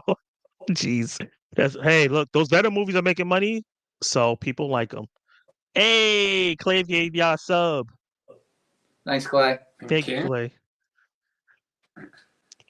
Let There Be Carnage was hands down the worst movie of all of them. It might be the greatest missed opportunity ever. Oh God. I'm not gonna lie, I have not watched what's it called? Any of the Venom movies. Oh, okay. I saw the first one. I didn't see that one. The Let There Be Carnage. You seen them both? Yes, I've seen them both. The first one is definitely better.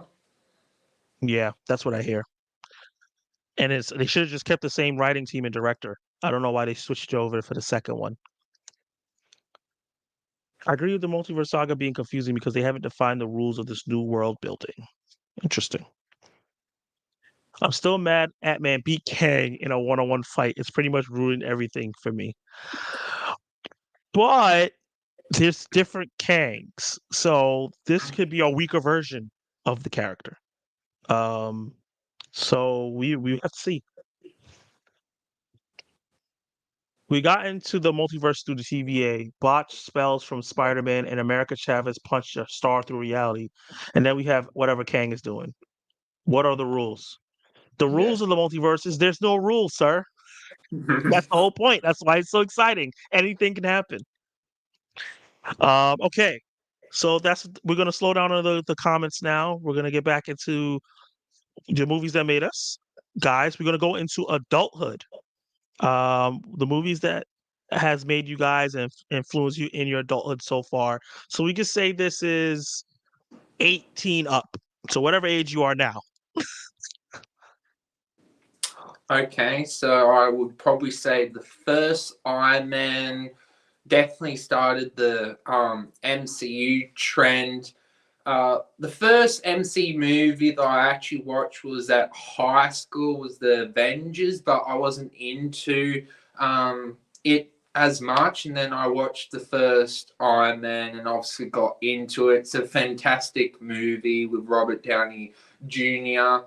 And then started the platform of liking Marvel, and yeah, it's just amazing to see how from that scene at the end credit scene they started off the trend of the storyline, and unfortunately for the multiverse they haven't done anything like that. So yeah, Iron Man is such a fantastic movie and is at least top 5, top 3 best Marvel movies. And it still holds up. It does. Yeah, I jumped on the Iron Man train a bit late. I reckon maybe we were in phase 2 at least, or even 3 by the time I started watching the MCU. And I think I watched them in the like a suggested order, and I think Captain America was the one I was suggested to watch first. So now when I look back and people say, oh, Robert Downey Jr., like the MCU owes everything to him, I don't get it because I didn't watch it as it came out. So to me, I don't see that, where I guess people that watched them as they released are like, nah, he jump started it all, but I didn't watch it in that order. So it in your head, it's Chris Evans. Yeah. Yeah, because Iron Man chronologically, Captain America's before Iron Man, but inside the universe. But the movies, Iron Man came out first, and it kind of set the tone for every single MCU movie after that. Like they kind of like, oh, it has to have some sarcastic main character, and you have to have a tragic background, and your parents have to die. Like Free Body, all the superheroes' parents are dead. I don't know. This is so weird. Yeah. No one has any parents. So it really set the tone. And then the after credit scene. The after credit scenes used to really mean a lot back in the day. And now they're kind of just like funny, or sometimes they're funny, sometimes they mean something because they introduce a character, but they're not as impactful as Nick Fury showing up and talking about the Avenger Initiative. We haven't got anything like that in a while. What else? You got the Avengers on your list for movies that?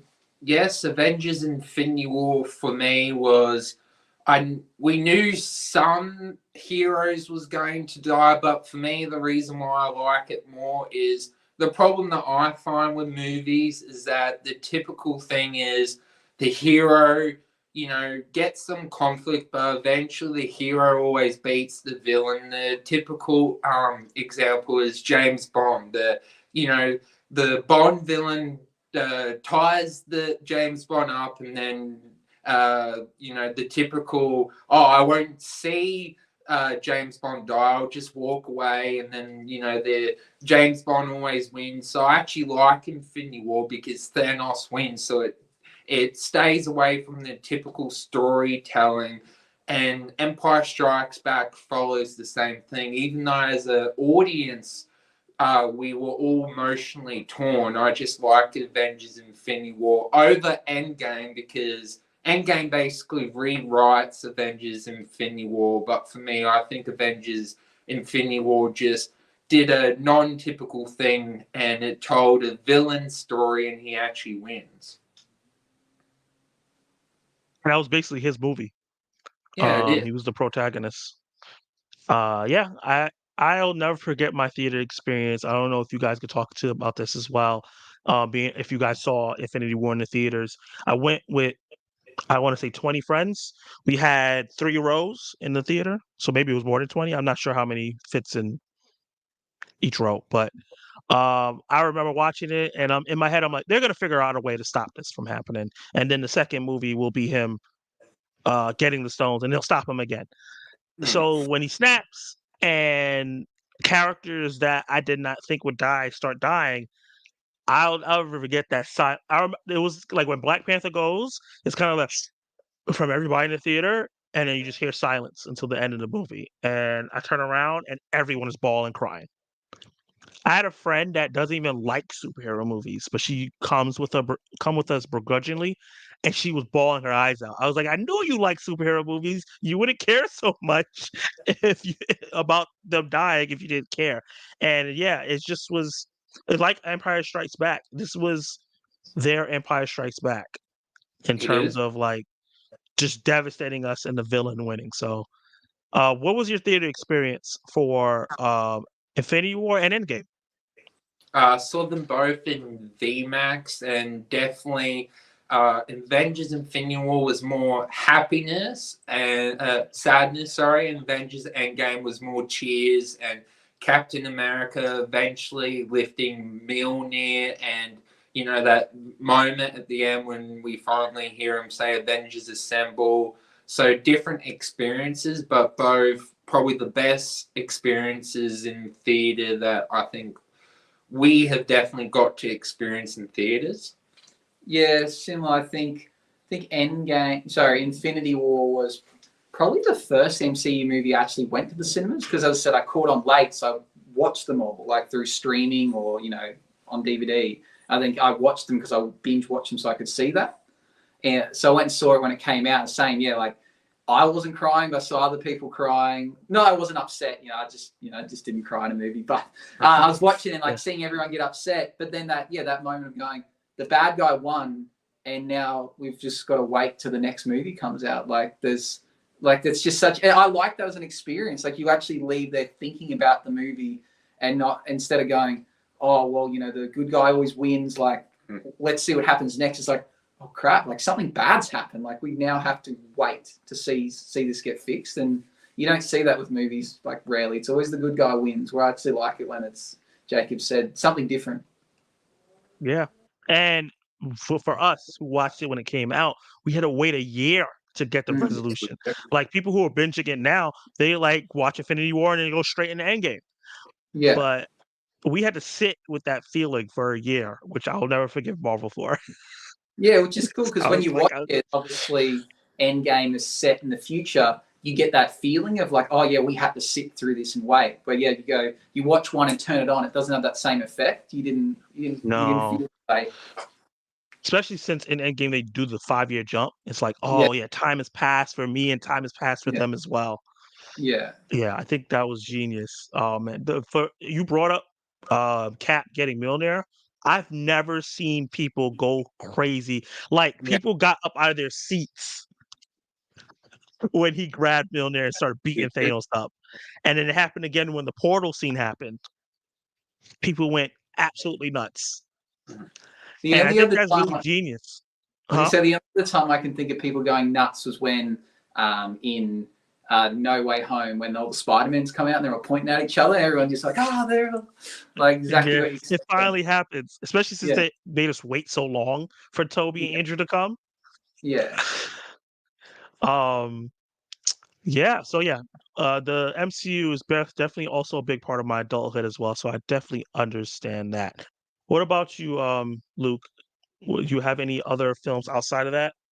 For me, as I was saying before, like sports movies, like I really like sports movies, and a true sports movie like Moneyball. Like for someone that doesn't follow baseball and knows nothing about the Oakland A's, to watch that and go, wow, like they did that. They won like 20-something games in a row. They managed to do all this maths and get a team, and they got so close to winning the whole thing. That's cool.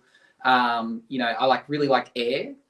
Like I'm a fan of basketball, but I didn't know the backstory about the Jordan shoes being made, and obviously didn't think that would be an interesting movie. And somehow they made a movie that was about something that's really not that interesting. Like that was such a good movie. So yeah, I'm looking forward to that movie you mentioned. I'll have to watch the trailer about the Hawaiian soccer team. But type of movie like that, that's definitely my. It's called Next Goal Wins. Yeah. So even like. Did you watch Sweetwater from this year? No. What's that about? That's a basketball sports movie about the first black basketball player in the NBA. Okay, I have to watch that. I watched I've watched it a few times. I had it on my list, but took it out. It was 42 with Chadwick. Yeah, that's a great movie. Yeah, that's a great movie. Yeah, he did a fantastic job in that. Yeah. Also, did you watch? I'm trying to just suggest sport things that you might like. I don't know if you guys have Prime Video. Yeah. Do you watch A League of Their Own? The show? No. Is that related to the female baseball team, like the old movies with Tom Hanks? It's like a sequel show to that old movie. Okay, you recommend it? Yeah, it's really good. Okay. And it's not long. It's 2 seasons. That's it. Okay. Yeah, because something like Ted Lasso has obviously been the sports movie everyone's been talking about lately. That's great. That's real good. Have you watched it? Is it good? I haven't gotten to see it yet. Yeah, it's good. It's funny, lighthearted, easy to watch. Like, it ticks a lot of boxes. Sad, inspirational, all the things you expect. It does it all. Yeah. Yeah. The only issue is that most of the time when I watch shows, I watch it on my ride to work. Yeah. And I don't have an iPhone, so I can't download the shows offline to watch them when I'm on the train. Yeah.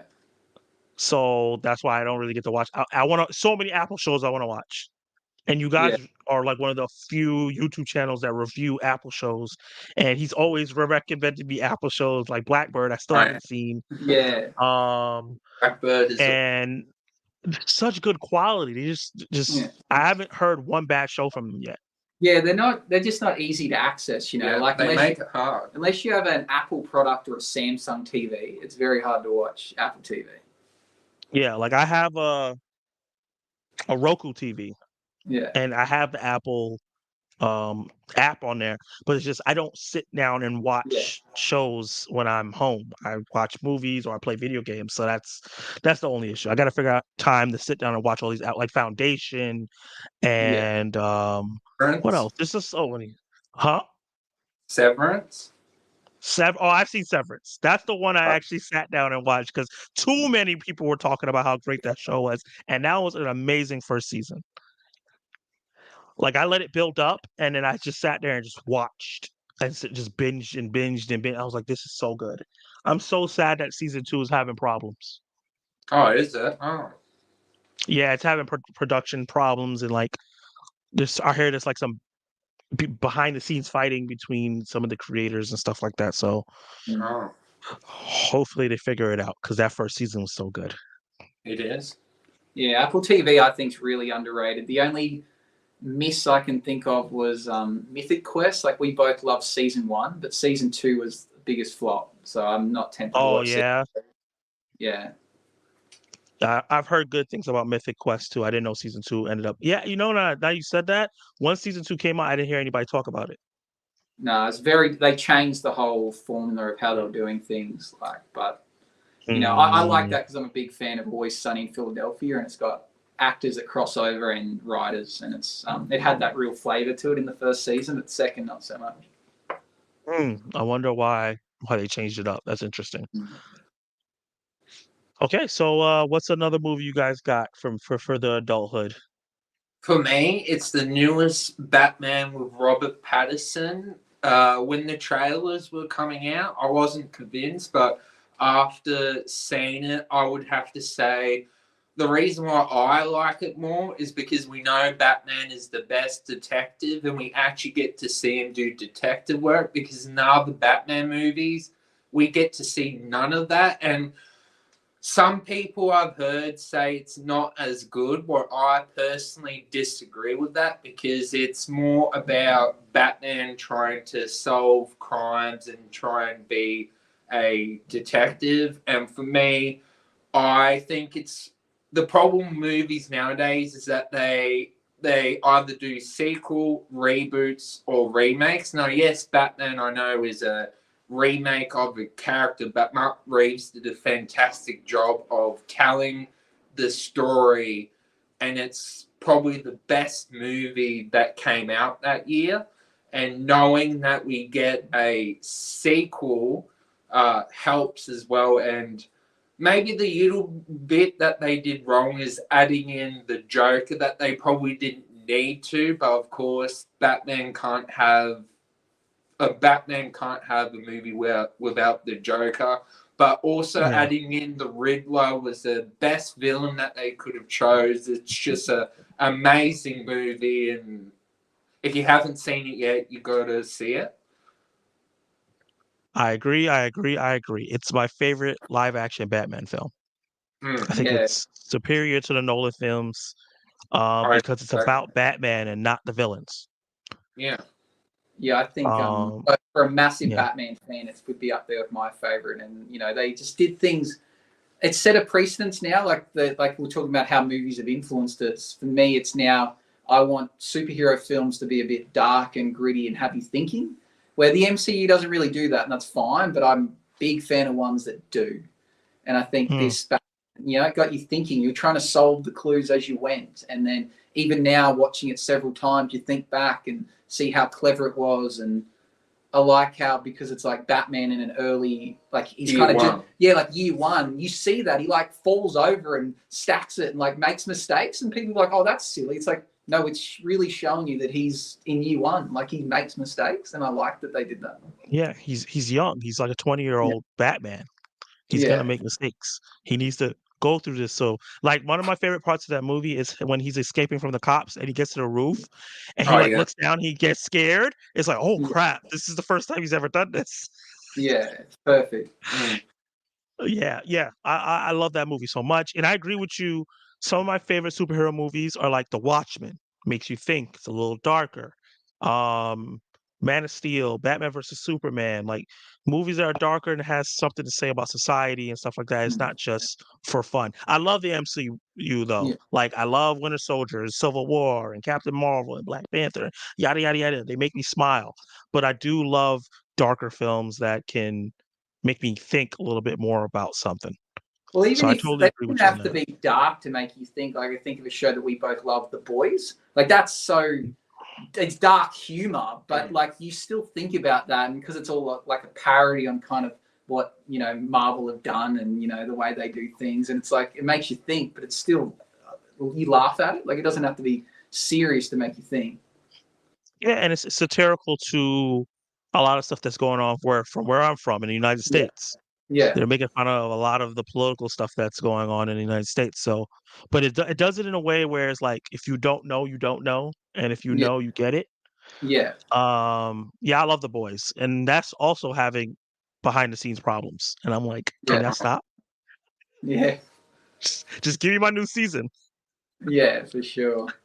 You also have you guys seen Invincible? Invincible. That's the cartoon? Invincible. Yeah, Jacob's. Yes, it's an amazing cartoon or animation. I'm really looking forward to season 2, and it's an amazing twist that happens with it, and just an amazing show. You got to show Luke Invincible, man. I think you will like it.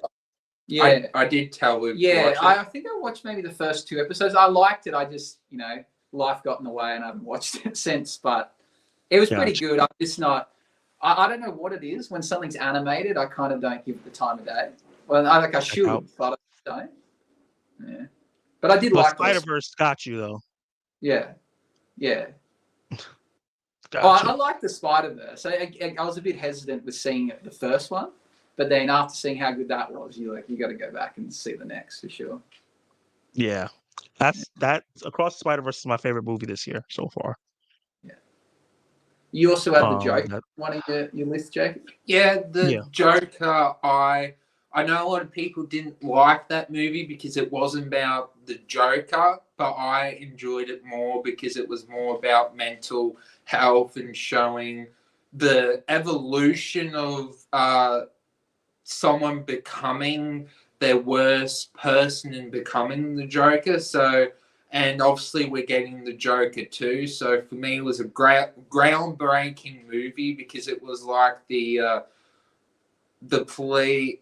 different sort of movie, and I understand why people didn't like it because it is called the Joker, but it's more about his evolution into becoming the character. yeah. It was an origin story. It was a character study of the Joker and why he's the way he is and the things that, because in the comics and the shows, he always talks about it's just one bad day that led him to where he is, and we see that. We see though that bad day in this movie and what leads him, and I think he's gonna go full force in the second one. I'm a little worried about the second one a little bit being a musical. Uh, Um, that might be jumping the gun just a bit to go with that, but the first one was so good that I'm just gonna give them the grace because I'm not a big fan of musicals. I don't know how you guys feel about musicals. I've seen a lot, but yeah, they're not my favorite genre of making movies. Sometimes just adding song and dance for the sake of it, I think's a bit silly, but certain things it Yeah, works for. I But yeah, kind of the see it first, working because they got Lady Gaga to play yeah. Harley, so I can kind of see where they're going with that, but I don't know.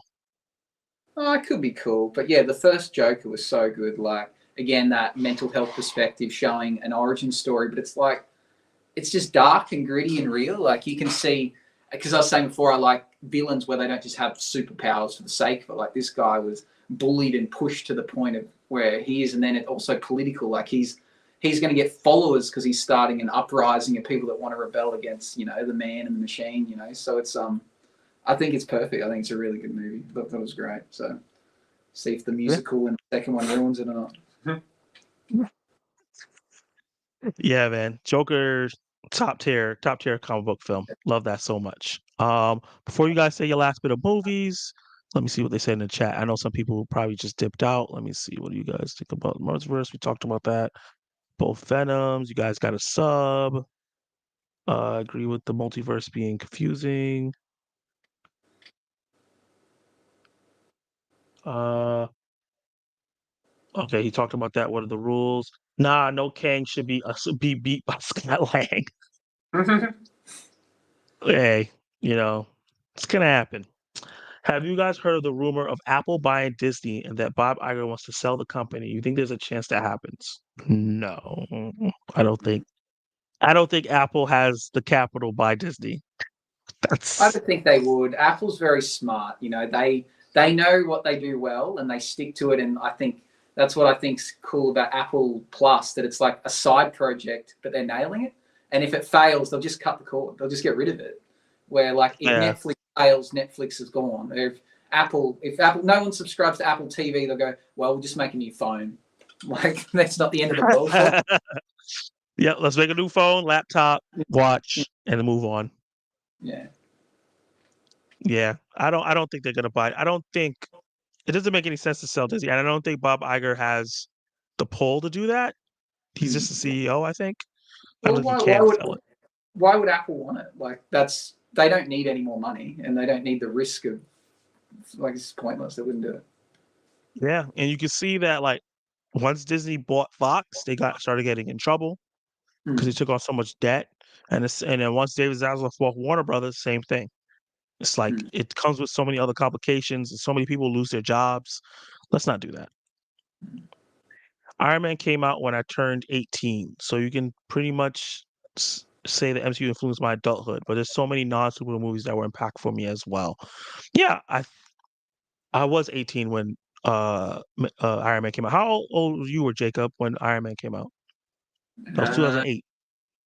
2008. I was born 96, so 12. So you're 12. Okay. Oh yeah. So you were young, young. Yeah. Yeah, 90. What I would have been. Oh, what's my maths? 92, 22. 16. Yeah, 16. Yeah, You were 16. Yeah. yeah, So yeah, 18, 16, 12. Yeah. We're all pretty young. All right, Zach and crew, gotta go to bed. See you later, man. Thank you for joining the stream. I Yeah. think it's the first stream that you've been on. Appreciate you. Give these Thanks. guys a sub if you guys are watching. Hey, I just subbed to the Alliance. Hey, nice. Thank you. Thank you. The silence in the theater when the credits rolled in the funeral will stick with me forever. Yep. Mm. That's never happened. Like sometimes I watch a movie and people are silent at the end and they just walk out and kind of like that's different. Like Infinity War, they were silent because they couldn't believe what happened. Hmm. Yeah, the MCU movies are the only ones I can think of where I've seen people react. Like it might be different where you live, but like here, you don't see people stand up at the end of the movies and clap or crying or doing something. Like they're the only movies I can think of where I've seen people cry or stand up and clap or do something. So they're, it means something to so many people. Yeah, Endgame was the greatest cinematic experience I've ever had. Yeah, that's up there for me. It might be mine's because I went to see Endgame by myself, and I think that's the first movie I ever seen by myself in theaters. And I was around a bunch of people, and I remember how crazy everyone was going. And I remember it was this couple next to me, and it was like the girlfriend was next to me, and like she turned to me and grabbed me by my bicep and just shook me, and I didn't know her, but she was so excited. Wow. Like it was so insane. Have a great night, gents. Great show tonight. Thank you. Have you seen with the T? Appreciate that. Guys, check him out as well. He's dope. Hell, guys, just popping in on my lunch break. Your lunch break? What time is it where you are? It's 12:20 for me. What time is it for you guys? 2:20 in the oven. 2:10 in the afternoon. Oh man, we're all over the world here. Okay, so any last movies you guys want to talk about that are important for your adulthood or any part of your life that influence your taste? Like this is why I watch these kind of movies. Since Luke has been doing sporting movies, I'll do a sport movies, and it's Coach Carter with Samuel Jackson. For me, it's about basketball, but it's about how he preaches about basketball can only get you so much. You have to look after yourself, educational rise, and build yourself up as a person and try and get you so you don't get into prison or stuff like that. Like it's a movie that even though, and this is spoilers, they end up losing at the end, they accomplish so much more of how they started. To me, I always watch it at least once a year because it teaches me, even though you love playing basketball, it's about achieving more out of life than actually playing basketball, if that makes sense. And he did such an amazing performance in that movie, Samuel Jackson, that it's definitely one of my favorite movies that he's been in. And he's still acting at 72 years old, that he's doing Secret Invasion at the moment. And I absolutely love that movie. Wow, Samuel Jackson is 72. Yes, Holy he is. crap. I just go. He's actually 74. Holy moly, he's even older than that. That's insane. But he's phenomenal. He actually had an Apple TV Plus movie or show. Yeah, I heard sure. it was really good. I was shocked to find checked out yet. that Tom Cruise is 61. And I was like, wow. That's insane. Because he's still doing all this craziness. Well, I think his character in Mission Impossible is meant to be like 58. And I was like, there's no way someone could do that at 58. That's so stupid. But he's 61 and kind of did it with the stunt. So you're like, so it is possible. Yeah. So it's kind of possible because he's doing it, really. Yeah. Did you guys see the new one? Did you see Dead Reckoning yet? The scene. Review of it? Oh yeah, I watched it. What's wrong with me? The stunt that I was like, how are you doing this at 61? Was the car thing when it flipped over? Yeah. That was insane to me. I was like, my hip, my back, everything would have been broken. I personally did that, and I'm in my 30s. So yeah, I don't know. That's definitely crazy. Okay, so one last question before I let you guys go. What's your personal favorite movie of all time? Oh, that's a hard one. 921 Weekend Worker. Okay, that's why this is lunch break. I'm gonna say the Batman. Batman. Wow. Because with Nice. the Marvel, that has a universe, and I know Batman has a character towards it, but watching it the first time, I thought Matt Reeves knew what he was doing. He did an amazing job, and he did, in my opinion, the best live action version of Batman that has ever been put to screen. And for me, I think that's probably my favorite movie that I've seen. Yeah. It's hard because I'm such a big fan of comedies too, and I didn't put many on my list. But some of my favorite movies are just so dumb. That's why when they said Hugh Halloween, I was like, it's so good. You got to see it. But I guess in terms of the best quality movie I've seen that sticks with me, maybe the Dark Knight Rises. Like Okay. me and my best mate, we both love it and can quote it word for word. So probably that. But if I was going to be really honest about a movie that I probably watched the most, it's probably just had a blank on it. Adam Sandler movie, That's My Boy, with Andy Samberg. It's like the dumbest movie ever, but I've seen that more than any other movie, and I love it. That movie is so stupid and so funny. Yeah, so it's a mix between those two. Which one? We'll go Dark Knight I'm Rises. so happy. I'm so happy that you brought that up because it's not about the most best quality. It's what you love the most. Because a lot of Yeah, people are snobby that way, where like, oh, the camera work wasn't that great. yeah, Yeah, yeah, yeah, yeah. Look, whatever. Entertain me, and that's all that matters. Like Crazy Stupid Love is one of my favorite movies of all time. yeah. But it's not the best well-made movie ever. But it just hit me in a way that I love it, and I can rewatch it a bunch of times, and that's all that matters. Yeah, I guess it also depends, like the time and place you saw, and if it resonates with you, and it's like that movie, even though That's My Boy's dumb, I just think I could watch that with any of my friends and we just have a laugh. It's A great time. a movie. Yeah. Rewatchability is a big part of movies. There's some movies that I think are well super made and fantastic or whatever, but I don't think I could rewatch them. Like Oppenheimer. Like I don't know when I'm gonna rewatch that movie again. It's 3 hours. It's not the most like funny movie ever. So it's like I gotta be in the mood to watch that. But Barbie, that's just laughs from beginning to end. So I can see myself rewatching that soon. I guess with some So movies, once you know it happens, like that's part of it, like the expense, the suspense of what's going to happen. And once it's happened, it's like, well, I don't need to watch that now. I know the bomb goes off, kind of thing. Like what's there? What you get? yeah. Yeah, especially with movies with big twists, it's like, oh, I know the twist already. Yeah. But then like Yeah, the there's only other reason movies, well, there's like other movie you could rewatch because the twist is confusing. Like I think of like Tenet. Inception. Yeah, like I reckon I could watch Tenet 10 more times and still not fully get it. Like it's so. I think that's because it's not that good. Yeah. Yeah, maybe. Like I'm on the minority of that movie is just okay. Yeah. I went to go see it and I was like, get most of what's happening here. I don't get everything. And maybe Yeah. that's why. Maybe if I got the full movie, I would think it's amazing. But I was just like, the sound mixing is bad. I can't hear everything what they're saying, even when I play it at home. And the characters are just really cold. Like I'm not attaching to any of the characters here. So, but yeah, I feel like Oppenheimer, Inception. I don't feel it's Interstellar. I didn't feel that way with those Nolan films. Yeah. But yeah, that was a good point. Like when there's a twist in there that like, oh, I didn't really quite get everything that happened in there. I gotta rewatch this movie.